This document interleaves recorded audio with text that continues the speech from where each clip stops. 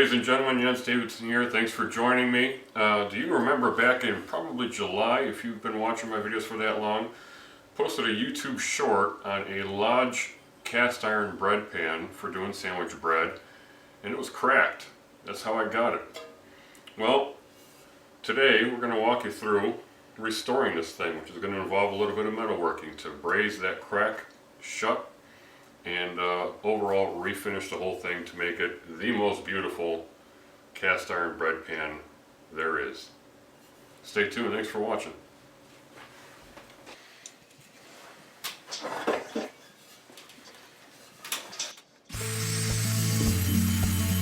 Alright friends, so you can probably see here that there is a hole in this bread pan, not necessarily a crack. So the backstory is, back in July, after I posted the YouTube short on this thing, I tried to braze it using my acetylene oxygen torch, but I was using for filler rod some mystery material that came with a kit that I bought several years ago. I thought that it was a bronze rod for brazing, but it actually turned out to be copper-coated steel. And fun fact, steel melts at a higher temperature than cast iron. Therefore, what I did was, instead of fixing a crack, I made a giant hole in this thing. Easily big enough for a pencil to fit through. So what we got to do here is clean up this wound, frankly, inside and outside, get all the old scale and slag and all that stuff out of there to get as clean a surface as possible for preparation to properly braze it. Now I have some legit brazing rock from the local welding supply store, and we're going to get this done right. So sit back and enjoy the show.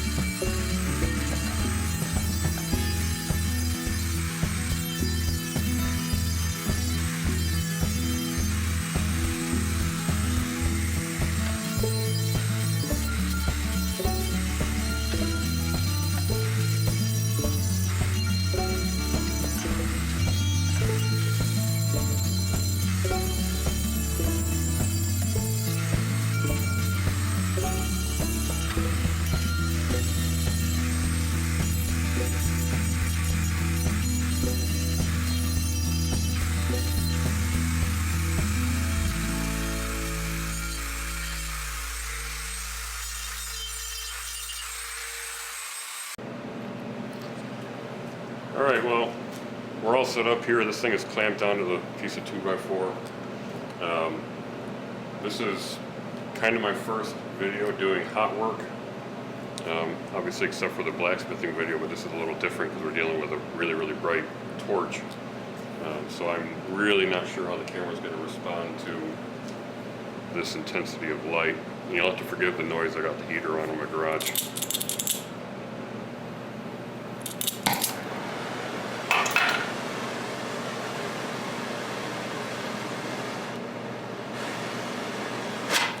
Oops.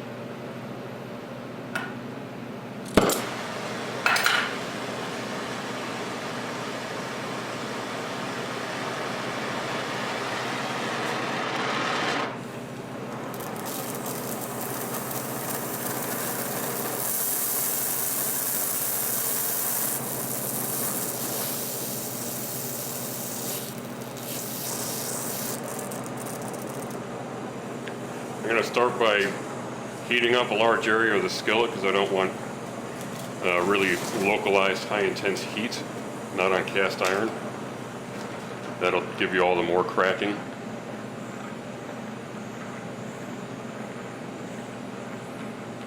Ideally I would have a temperature stick, so these sort of wax crayons that melt at specific temperatures, and I would heat this up to something like 300 degrees. Unfortunately, I don't have that, so we're just going to have to heat it up until I think it's good and ready.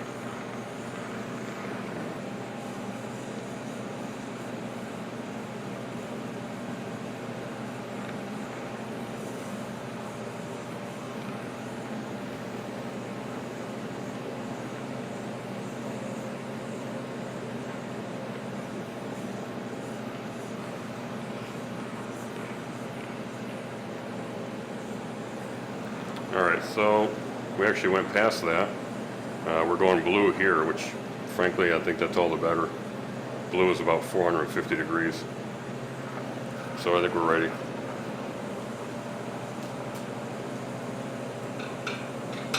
And this is bronze filler rod. It's coated with a white flux.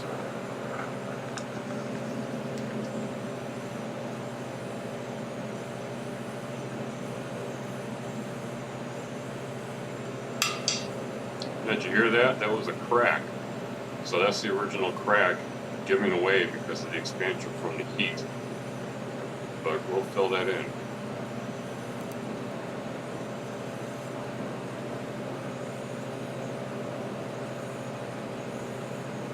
Yeah, this is going much, much better than last time.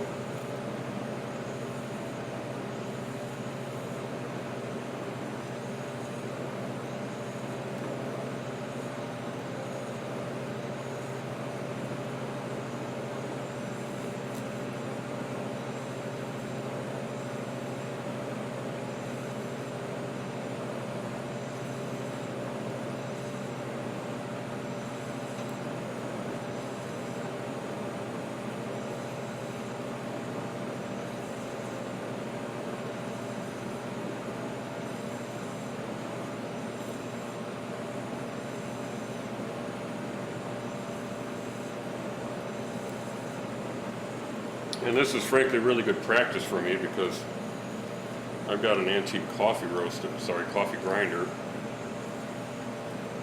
that is badly cracked in many, many places. For that reason, I didn't pay an awful lot of money for it. So if I totally screw it up, well, I never really feel good about wrecking an antique. I never would because I genuinely love antiques, but this gives me good practice for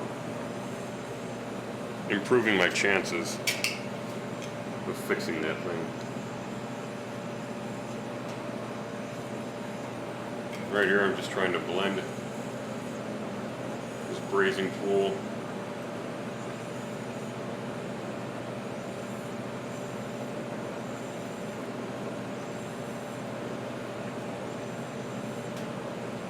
It's also kind of hard to see.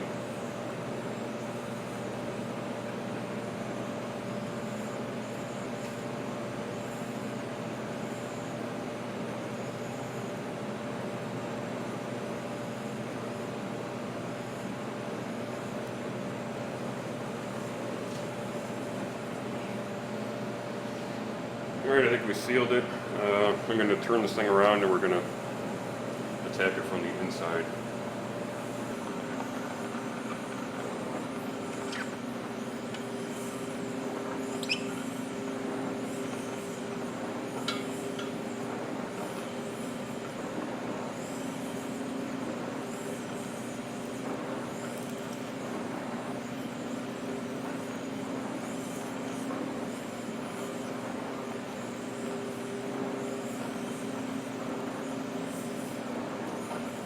I am by no means a professional when it comes to brazing,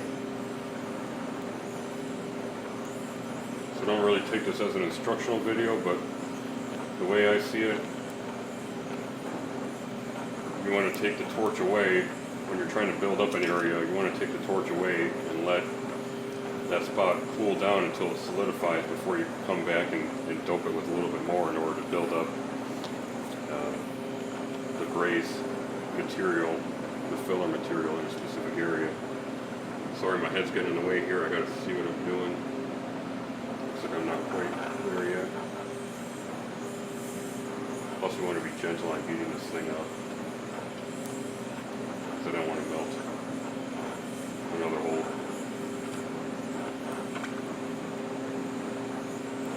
You have to remember that the entire hole that we're dealing with here is nothing but bronze, so all that material is theoretically on the same melting point.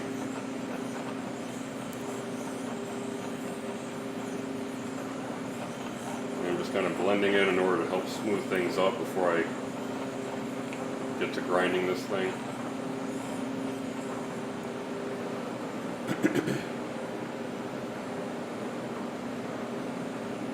A couple spots in here.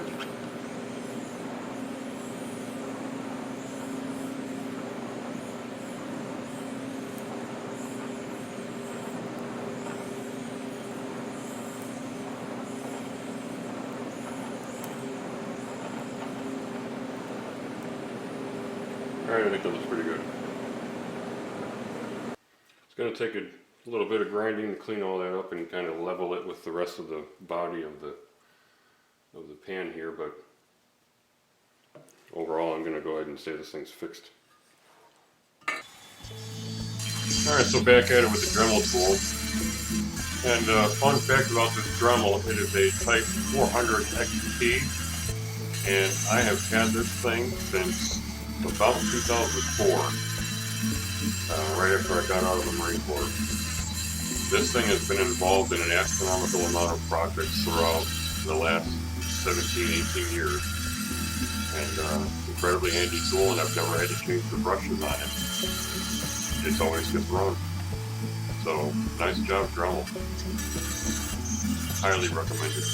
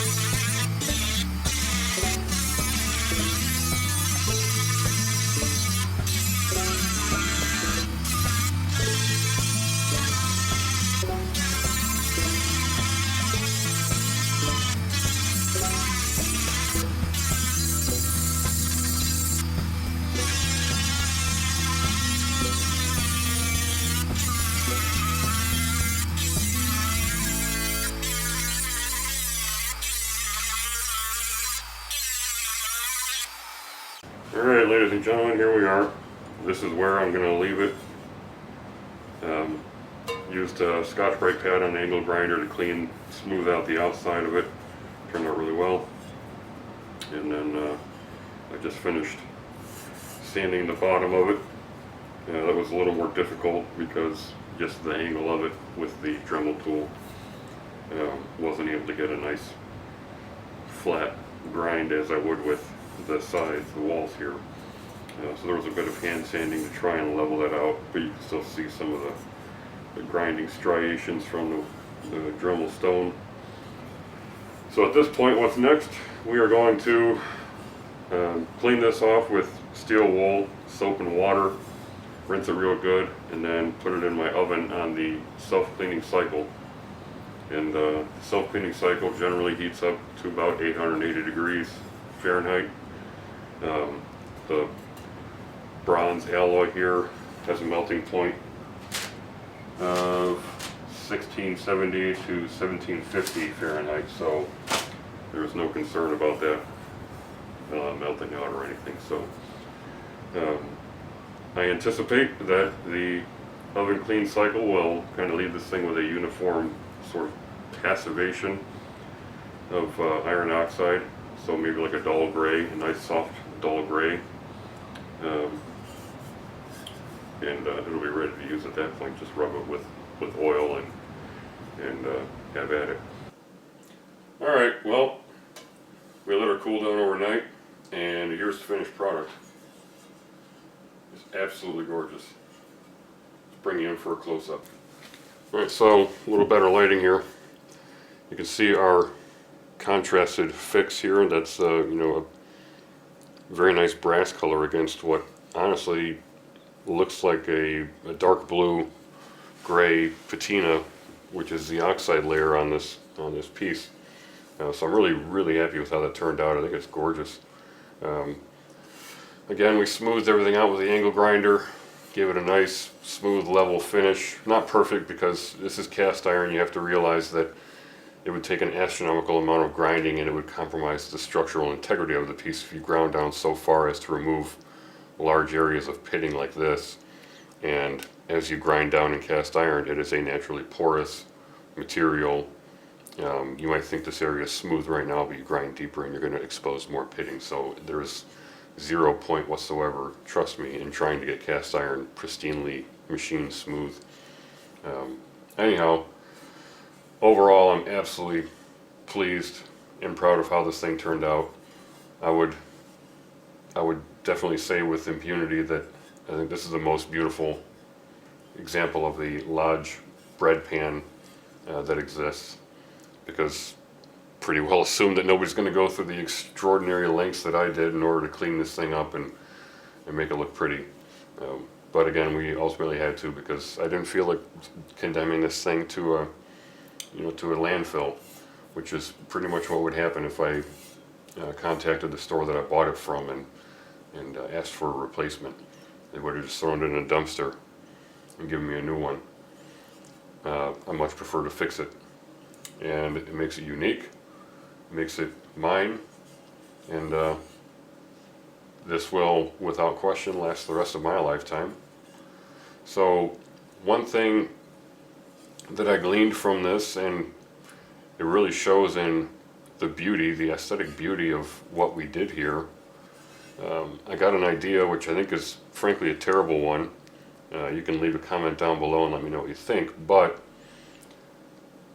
the idea is to buy another one of these, take it into my garage, and drop it, perhaps more than once, to bust the thing up into a dozen or more pieces, and then stitch the whole thing back together with brazing material. I think it would be pretty much the worst idea ever, because I don't think there would be any chance in heck that I would be able to get nice straight walls like this. But it would be one heck of a practice in skill development for brazing cast iron. I can already tell some things that I did a little bit wrong that I would change, and that is the biggest one is the diameter of the brazing rod. And so how I understand this, sort of the idea that I concocted or thought up as I went through the process, is that as you are adding filler with brazing rod under the torch to a piece, something like in the neighborhood of, I don't know, 1/4 inch or 3/8 of an inch roughly of that filler rod, because of proximity to the tip of the torch, will melt. So what that means is, if regardless of what diameter filler rod you have, you're always melting 1/4 inch or 3/8 of an inch. If you have a larger diameter filler rod, you're going to have a much larger drop, a much larger puddle of filler that you've added to the work. And if you've got pits that you're trying to deal with, really small areas that you're trying to fill, that's not really going to work very well. It might not fill those in as well as you think. It would require the entire thing to be melted in order for that to blend homogeneously. But because you don't want the entire thing melted, because this would all drip out, I don't think it adds as well. It doesn't build up predictably. So if you are using a much thinner diameter piece of brazing rod, and again only 3/8 or 1/4 inch melts, then it's obviously a much smaller mass that you're adding to the pile here. So I think that seems to be my observation, and I think that goes a long way in developing my technique with brazing. But anyhow, I digress. Please leave a comment below if you think I should give a shot at breaking one of these things and putting it back together again. Yeah, if I get 100 comments voting in favor of that, then I'll do it. If I don't, then I got other projects to keep me busy. But anyhow, one way or another, I really appreciate you guys watching this video. Please hit that like button and subscribe, and we will see you on the next video.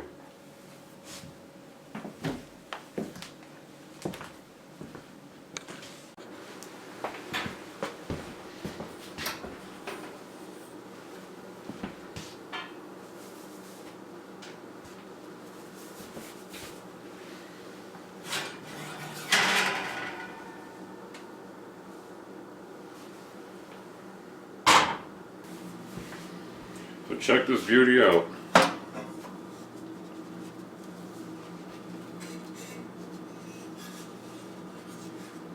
That is the first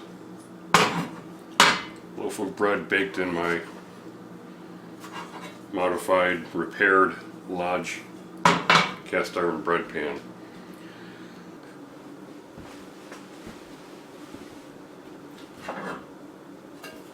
So yeah, anyway, I really appreciate you guys coming along on the journey of fixing this busted bread pan. It's not broken anymore. Got a very nice ring to it. If it was cracked, it would not ring. Yeah, so please stay tuned to check out our next videos, and we'll see you then.